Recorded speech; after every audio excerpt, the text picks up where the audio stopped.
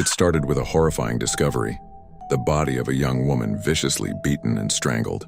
The residents of the small town of Carbondale, Illinois were terrified, and when the killer struck again, full-blown panic set in. People feared a serial killer was on the loose in their town. Detectives launched a search for the killer, but it was anything but easy. They were haunted by one question: would this case ever be solved? Then, after years of investigation, the truth came out. The killer had been nearby all along. At the heart of Carbondale, Illinois, sits one of the state's largest universities, making the city a unique hub in the entire Midwest. Back in the early 20th century, it was a bustling railroad center. But today, Southern Illinois University is a major academic institution. With nearly 20,000 students enrolled, this campus is always alive. Although Carbondale is often seen as the unofficial capital of Southern Illinois, the university still feels like a small-town campus. Cars aren't allowed deep onto campus, so students walk through wooded trails and even across railroad tracks to get to class. That's exactly how 21-year-old Susan Shumake made her way to campus during the summer of 1981. She had a long walk ahead of her. Susan lived off campus with a few close friends. Susan was born in Chicago Heights.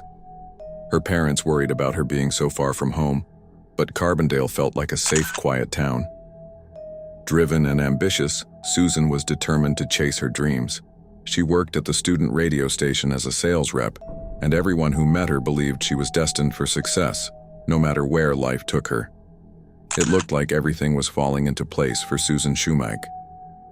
But in the spring of 1982, all of those hopes were shattered. On the night of August 18th, a call came in to the Carbondale police.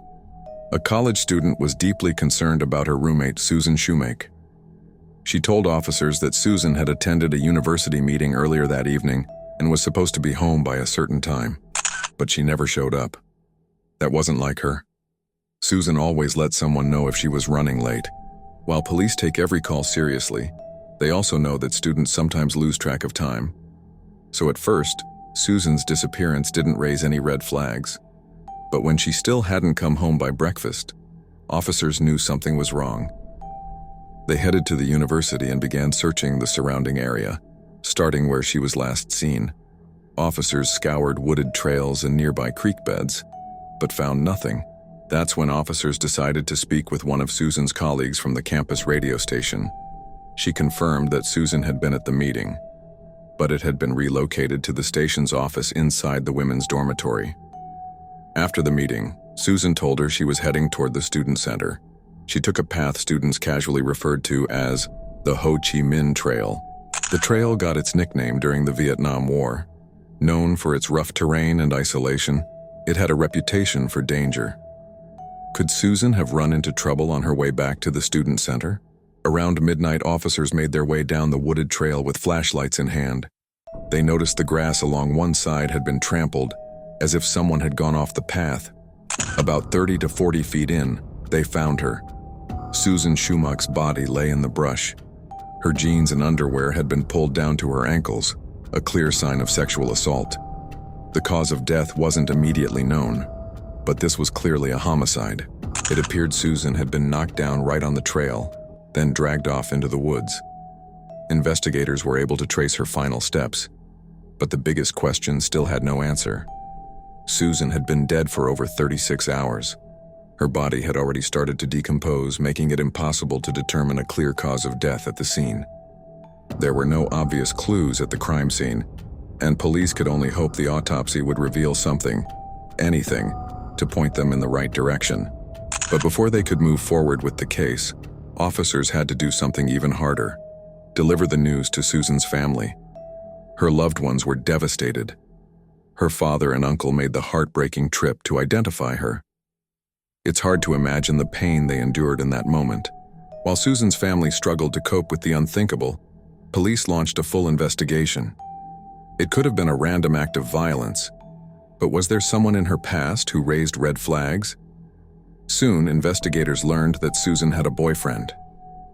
She had been dating a young man who also attended the university. Love can be complicated, and sometimes it hurts. But could it lead to murder?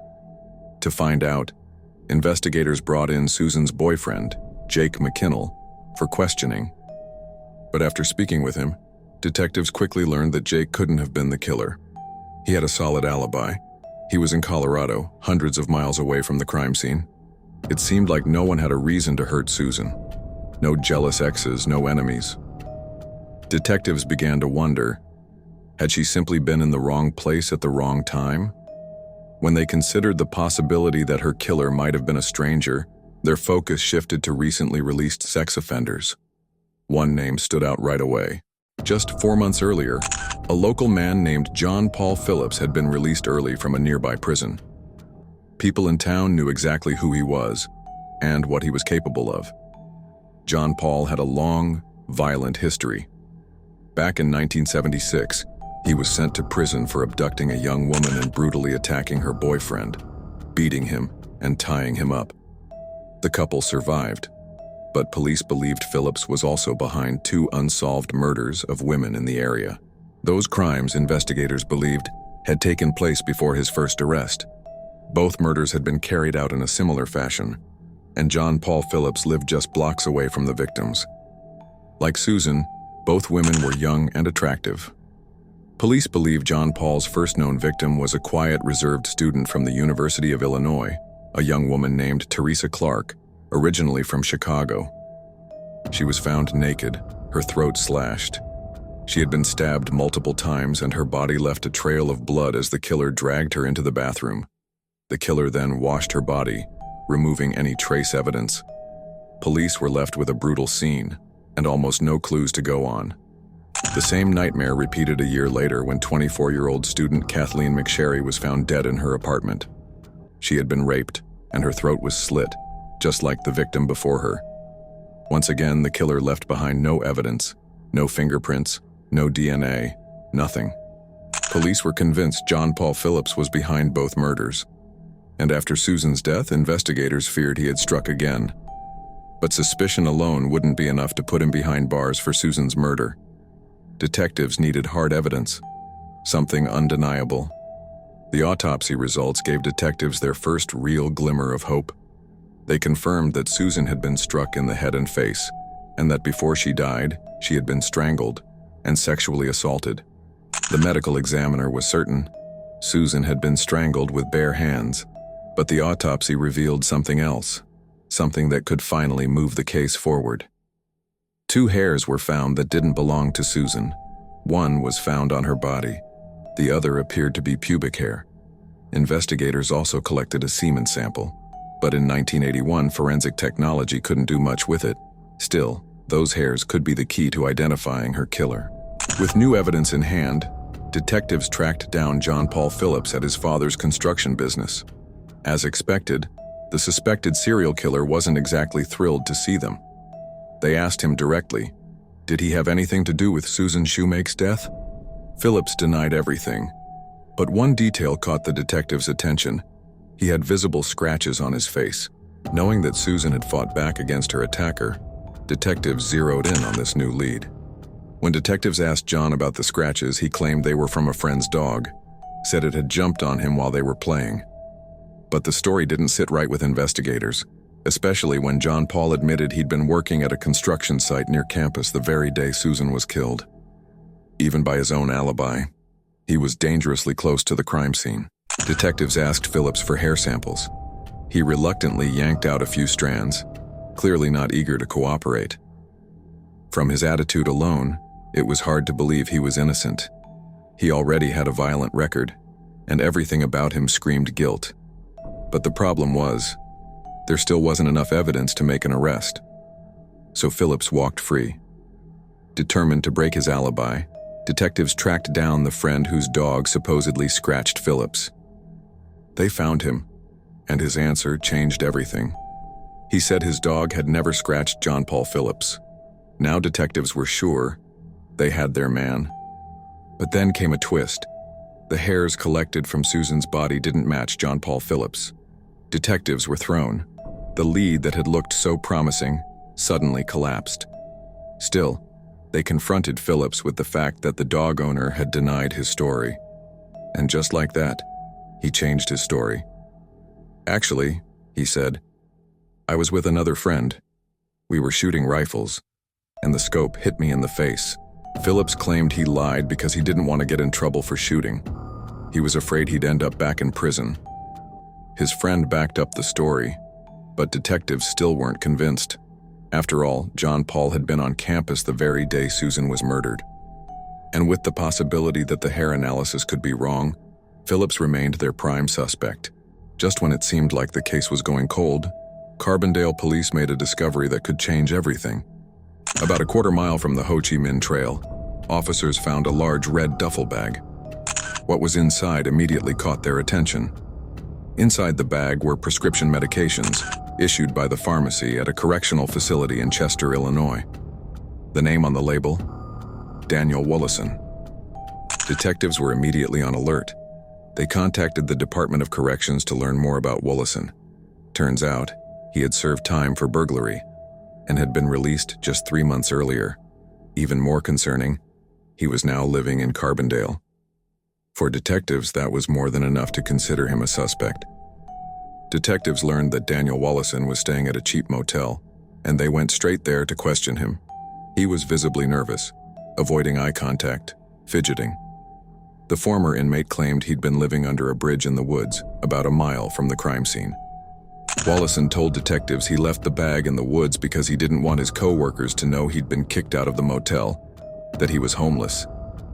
It was possible, but still, a drifter with a criminal record, living in the woods near where Susan was murdered, that couldn't be ignored. There was something about him, something off. Could this desperate, broken man be the killer they'd been looking for? Detectives were starting to believe they had their man. Sure, there was no solid reason to think a petty burglar had suddenly turned into a brutal killer, but they decided to question him about Susan's murder anyway. They asked Wollison if he knew her. He said no, claimed he didn't know any girls in this town at all. But when officers pressed him about where he was the night Susan was killed, his alibi quickly fell apart. Wollison claimed he'd been with a friend named Mark in the nearby town of Carterville. He even gave detectives an address and agreed to ride with them to find the house.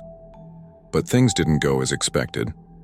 Wollison did lead detectives to a house, but the people who lived there had never heard of anyone named Mark. It looked more and more like Mark was just a name Wollison had made up. Investigators planned to dig deeper into his story, but first they asked for hair samples. Wollison willingly provided both head and pubic hair, but when lab results came back, the samples didn't match the hairs found on Susan's body. Just like that, Wollison was ruled out. Weeks passed after Susan's murder, and there was no progress. The case had stalled, leads dried up, hope began to fade. But then, 3 months after Susan's death, police got a new lead, and it came from a place they never expected. North of Carbondale, in an abandoned mine, police made a chilling discovery: the body of a 30-year-old waitress and former Southern Illinois University student. Detectives immediately noticed the parallels to Susan's case. This woman had been brutally beaten and sexually assaulted, and that wasn't all. Not long after, another woman was found dead, Joan Weatherall. She was last seen leaving a bar in an area locals called the Strip. But whatever hopes police had of catching her killer vanished at the crime scene. Her body had been found naked, submerged in water, and most of the evidence was gone. 2 women, raped and murdered in under 3 months. Detectives began to fear the worst. A serial killer was on the loose. A month later, it happened again. A Brazilian exchange student was abducted in Carbondale, but this time the attacker changed his approach. The young woman agreed to sex, praised her attacker, and used her knowledge of psychology to stay alive. Believing he had formed a connection with her, the attacker let her go, even driving her back to where he had taken her. But there was one problem. He had covered her face the entire time. She couldn't describe him. A month later, just as the people of Carbondale were on high alert, another attack occurred, this time in Carterville, just 10 miles away. 22-year-old Florence Pusey was approached by a man asking for directions to a pastor's house. But as she turned to leave, he grabbed her from behind and tried to drag her to a car. Florence, however, got lucky, and she fought back. As he reached for the car door handle, she drove her knee into his groin and broke free. Not only did she escape, she helped move the investigation forward. Florence ran straight to the police station and reported what had happened. Officers launched a search for the suspect, and it didn't take long to find his vehicle. From there, they identified the driver. The driver turned out to be none other than the suspected serial rapist and killer, John Paul Phillips. He was arrested for attempted abduction, and when the Brazilian exchange student later identified him as her attacker, Phillips was hit with rape charges as well. The man everyone feared and was finally behind bars. While the people of Carbondale finally began to feel safe again, detectives knew they couldn't let their guard down. Without hard evidence linking John Paul Phillips to Susan Shumake's murder, the case remained frozen, and Phillips wasn't helping. He refused to cooperate with investigators. He was so uncooperative, officers had to physically force him into court. In June of 1982, John Paul Phillips was convicted of attempted abduction and rape. He was sentenced to 40 years in prison. 2 years later, something changed. Phillips began talking. Guilt, or maybe pride, pushed him to start confessing. He gave detailed accounts of the murders of Teresa Clark, Kathleen McSherry, Joan Weatherall, and several other women. The number of confessions kept growing, and detectives hoped Susan Shumake's name would be next. But Phillips denied killing her. "She wasn't one of mine," he said. It raised suspicion, but the consistency of his other confessions and his deliberate exclusion of Susan gave his story credibility. Eventually, John Paul Phillips was sentenced to death and placed on death row. Even though Susan's case remained officially unsolved, her family found a measure of peace in Phillips's conviction. For them, it was closure. They were convinced Phillips was responsible. But for detectives, it wasn't enough. They refused to let Susan's case go cold. They kept digging, looking for anything that could tie Phillips to the murder or point to someone else. But the years passed, and nothing surfaced. 20 years went by with no new evidence. Still, the investigation never truly stopped. By the year 2000, DNA technology had reached a whole new level, and Detective Paul Elst wasn't about to waste that opportunity. Using a biological sample left behind during the assault, forensic experts were able to build a full genetic profile. And for the first time in nearly 2 decades, the faceless killer began to take shape. Detective Paul Eccles decided to start with the obvious, John Paul Phillips. He wanted to collect a DNA sample and compare it to the profile pulled from the crime scene. But there was one big problem. Phillips was dead. He had died of a heart attack on death row several years earlier. To make matters worse, there was no DNA on file for him. Fortunately, Phillips had been buried in a nearby cemetery, and his remains were still accessible. That meant one thing: exhumation was possible. It took time, but eventually the DNA results came back. The wait was worth it. Scientists were able to extract a usable sample from John Paul Phillips's remains. Nearly a year later, Detective Eccles finally received the results. But the outcome was devastating. John Paul Phillips hadn't lied. He wasn't the one who killed Susan. His DNA did not match the sample recovered from her body. Despite the setback, Detective Paul Eccles wasn't ready to give up. He dove back into the case files, combing through every detail, every name, and one stood out. It was someone he had looked into years earlier, but never pursued fully. After running a new background check, Eccles discovered this man had a long criminal history, scattered with arrests, yet somehow always avoiding serious prison time. But one incident in particular stood out. He had once threatened a young woman at knife point outside a shopping center, demanding that she take him somewhere. Luckily, she managed to escape. But that one incident forced detectives to consider a disturbing possibility. Could this man, once written off as just a small-time offender, actually be a violent killer? Maybe, just maybe, he was the one they'd been searching for all these years. The man in question was Daniel Wollison. Detective Paul Eccles decided it was time to bring him in for questioning. But once again, there was a complication. Wollison no longer lived in Carbondale. It took some time, but eventually they tracked him down in Detroit, Michigan. He was working at a local auto salvage yard. Detective Eccles reached out to local police in Detroit and asked them to visit Wollison and collect a DNA sample. But when Wollison refused to provide a sample, Eccles knew. This man had something to hide. Over the next few months, Wallison was placed under surveillance. Detectives waited, hoping he'd toss a cigarette, a soda can, anything that might carry his DNA. Then, investigators caught a break. They learned that Wallison's car was being sought by the Detroit Police Department. Turns out, he had recently sold the vehicle to individuals connected to a homicide investigation. When the car was taken into police custody, detectives saw their chance. They began combing through it, looking for anything Wallison might have left behind. A fingerprint, a hair, a trace of saliva, anything with his DNA. When investigators looked inside the car, they saw it, a full ashtray packed with cigarette butts. When investigators looked inside the car, they saw it, a full ashtray packed with cigarette butts. And when they asked the car's new owner about them, he confirmed it. Those belonged to the guy I bought the car from. Detectives carefully selected several of the cigarette butts and sent them to the Michigan State Police Crime Lab. It took months for the results to come back, but the wait was worth it. The DNA pulled from one of the cigarettes was a match. It matched the DNA recovered from Susan Shumake's body. Detectives were thrilled, but the case was far from over. They still needed to confirm one critical detail, that the cigarettes really belonged to Daniel Wallison. So Detective Paul Eccles made a bold decision. He traveled to Michigan himself.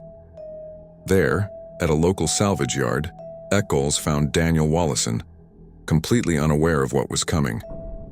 He was just going about his day, with no idea that his past was about to catch up with him. Eccles approached Wallison and calmly escorted him to a nearby hospital, under the pretense of a routine check. There, medical staff collected a DNA sample. Afterward, Wallison was brought to the local police station for questioning. He denied having anything to do with Susan Shumake's murder. But when asked what he was doing that day back in 1981, he couldn't remember.